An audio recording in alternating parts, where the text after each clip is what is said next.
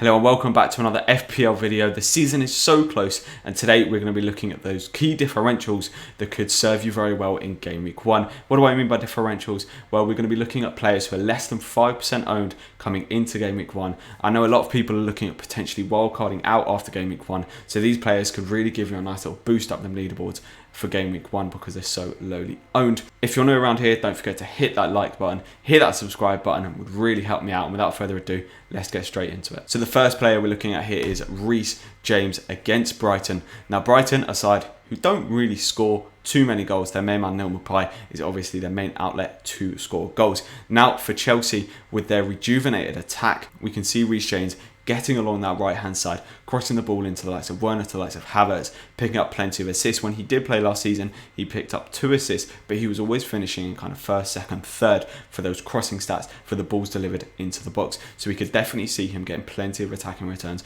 when he plays, and he was also on corners when he played as well. Willian was their main corner taker, but now with Willian gone to Arsenal, Rhys James could easily pick up that corner taking spot and could easily provide a few assists from there. Now Chelsea's defence is also completely rejuvenated as well. We've seen Thiago Silva come in, Rudiger is fully fit, and Kante is finally back for them, and Kante is a massive player in terms of the defence. And in terms of against Brighton, we could easily see him pick up a clean sheet, and hopefully for those Rhys James owners, a potential assist as well, which could send you flying up them leaderboards. Next we're looking at Harvey Barnes, who picked up 6 goals and assisted 8 in the 2019-20 Premier League season. Now you have to consider that quite a few of these appearances were off the bench, so those stats kind of skewed a little bit. We saw Harvey Barnes have very good periods throughout the last season, not too brilliant after the break.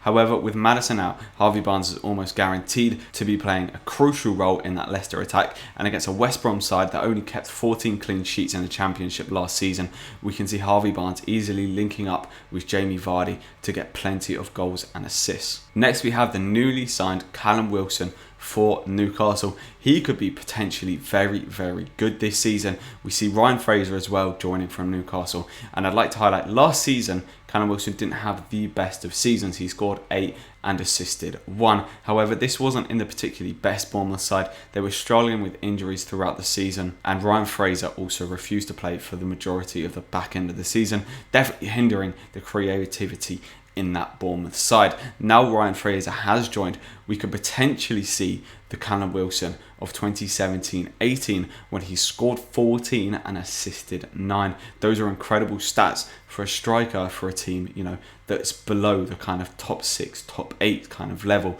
So Callum Wilson, definitely one to look out for. West Ham's defence, not the best defence as well. I think this is a very good fixture for Newcastle, and especially Callum Wilson, who is very likely to slot straight into that Newcastle team along with Ryan Fraser. I bet their connection is going to be very good at Newcastle. Next we have James WardProwse, who recently got a call up for England, and he plays against Crystal Palace for Southampton. Now something to say about Crystal Palace's defence is that their back four right now, pretty much every single starting player for Crystal Palace is injured. They're playing with quite a makeshift back four right now with Koyate in centre back. Joel Ward doesn't really have the pace he had anymore, and Tyrick Mitchell, the youngster, likely potentially to make a few mistakes. This could leave Crystal Palace very open to players like WardProwse for Southampton, who will likely be threading that ball through to Danny Ings to score, or can also pick up plenty of goals himself. He scored 5 and assisted 3 last season. This season he'll be hoping for more, and could he push on and have a great start to the 2020-21 season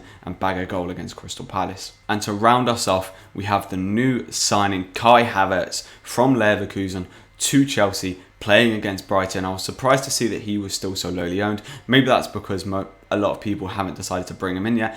Before Game Week 1, we could potentially see him rise up to 10%. However, you know, he's likely already had that shift in terms of ownership because he's been newly added. I don't see it going up to the likes of, you know, 15, 20%. The fact that he's only at 5% now means that he'll probably only push up to 10%. He scored 12 and assisted 6 for Leverkusen, their main man last season. He was also on penalties for them and didn't miss a single penalty. So could we see him maybe rotate penalties with Werner, who took penalties for Leipzig? Even if he's on that sort of rotational system, he could potentially pick up plenty of goals for Chelsea. He's going to be their main number 10 kind of man. And I mean, against Brighton, not the best defence. I think Kai Havertz is for 8.5 million. Could he potentially be the new Bruno Fernandes, who came in at 8.5 million last season as well. I think he's going to be an incredible player for Chelsea, and we'll see how it goes. If you have enjoyed this quick little best differentials for Game Week 1 video, don't forget to hit that like button. I'm really trying to push for 100 subscribers, so if you don't mind helping me out, I'd really appreciate it. Thank you, and I'll see you in the next one.